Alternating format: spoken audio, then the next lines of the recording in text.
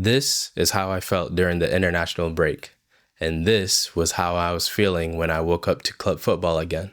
Shout out the Turan brothers, what a match that was. But visit Detroit?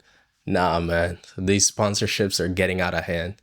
Regardless, we all booked our trip to the Etihad to the premier match of the weekend, the Manchester Derby. Hello everyone, hope you're well. Gabriel here, and club football is finally back. Don't get me wrong, I don't mind international breaks, but watching England face Andorra for the millionth time doesn't exactly get my pulse racing. Shout out to Depay though, he became Netherlands' all-time top scorer by surpassing Van Persie with 2 goals in their match against Lithuania.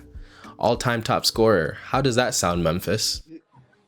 Sheesh. But let's be honest, we were all waiting for one thing this weekend. The Manchester Derby. And the narrative coming into the game was brutal, essentially almost a mid-table battle. Harsh words, but with only 4 games played, both managers knew the importance of getting that win to kickstart their seasons properly. Both teams had new addition in their goalkeeping departments, and it was pure speculation who would get the nod. I, for one, was particularly interested in City's choice because the raised eyebrows around Donnarumma's ball-playing ability had been heavily discussed going into this match. He's supposed to be the replacement for the best ball-playing goalkeeper the Premier League has ever seen.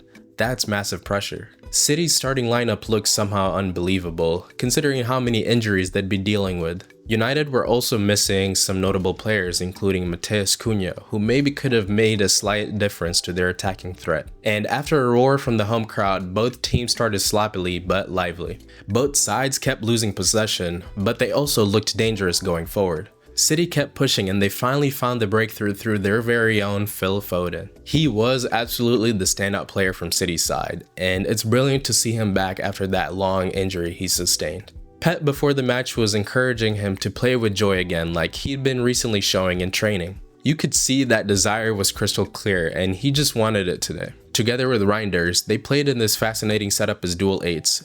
They switched seamlessly and both looked to make those darting runs directly behind United's defense. Tijani looked slow to start, but he had a whole lot of chances he could have finished, including the one at the 24th minute that went straight to Bayender. If he had placed that any better, City could have been in a really comfortable position early on. The last few minutes of the first half saw United enjoy some decent possession, but Donnarumma just seemed to be a wall whenever United looked threatening. Their possession spell didn't last that long and City looked most likely to score next. That second goal came at the 50th minute from classic Erling Haaland.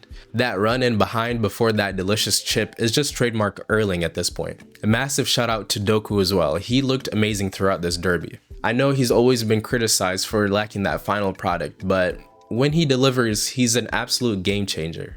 And City almost scored again after Doku pounced on a loose pass from De Ligt, but what a stroke of luck for United that it hit the bottom of the post. I'm sure United fans must have then thought that their luck wasn't on their side when Donnarumma pulled off that incredible save from Bumo's well-hit volley at the 61st minute. And to make matters worse for them, City found their third goal through a precise deep pass from Captain Bernardo to find Haaland.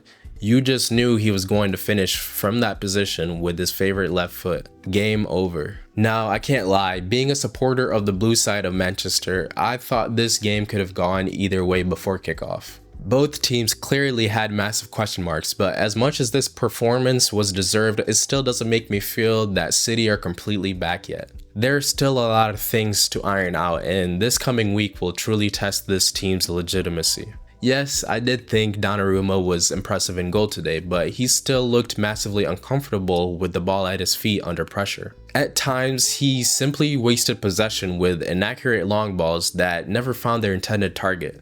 That's something that I think needs addressing quickly. Foden was massive in this game, and it's great to see him back on the pitch. City usually click when he performs well, but a huge shout out is needed to the backline. They stayed disciplined, and both O'Reilly and Husanov looked solid in those fullback positions. As for United, there's serious work to be done.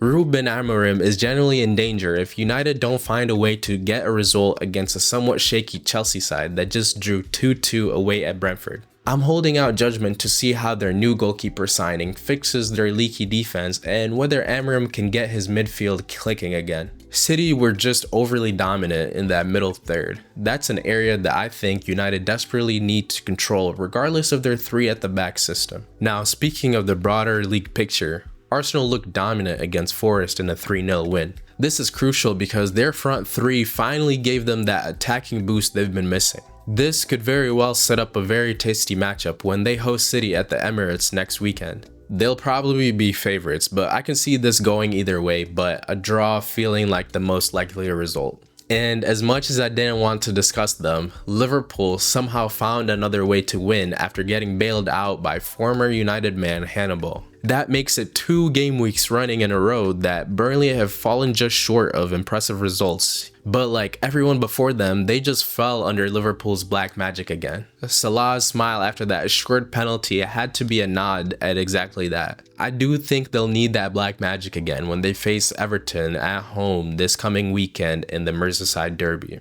Everton looks solid, and despite their disappointment not getting anything from Villa, they'll be determined to play spoiler at Isak's anticipated Liverpool Premier League debut. He unfortunately wasn't included in Slot's Sunday lineup due to not being at match fitness yet, but I do have a feeling that he'll be looking to show everyone why they broke the British transfer record for him. Anyways, that's all for today. I'm seriously looking forward to next weekend's fixtures and the midweek Champions League return. I think there should be some very fascinating storylines that develop from these opening matches. As always, thank you for tuning in and for your support. I'll catch you on the next one. Peace.